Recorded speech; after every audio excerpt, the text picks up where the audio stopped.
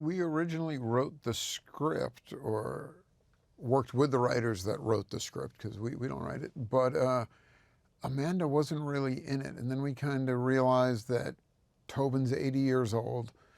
People would look at it, how's John Kramer doing all the stuff that he's doing? We realized we needed to bring in somebody. I think it was then that Oren came up with the idea of, like, why don't we make the person who's disguised, why don't we make that Shawnee in the script? And then we'll reveal it at some point during the movie. And the audience eats it up when they realize that that's who was doing all the stuff. Something that was really shocking to Mark and I is either Saw 2 or Saw 3 were at Comic-Con. And now we're really got a lot of momentum. They've made the room bigger every time, and the walls keep flying out.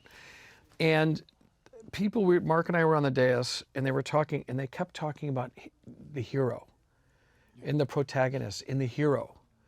And we never really looked at it like he was a hero, but he was a hero to people. And not because he's a murderer, not because he's, whether John Wick's a hero, whether, So, but it really kind of changed, at least for me personally, and I know Mark and I've talked about it, how we looked at Jigsaw or John Kramer. But they talked about the hero, the protagonist, and it really got us. So that was, for me, a big change of the way we thought about the films. The traps you see in most of the movies are they're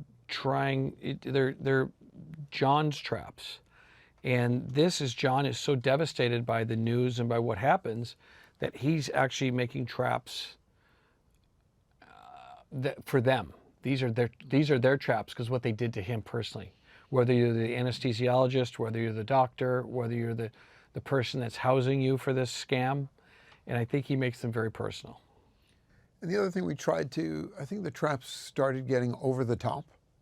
And one of the things we really looked at is bringing the traps down in scale and size to where you could basically, everything you need to make these traps is in Home Depot.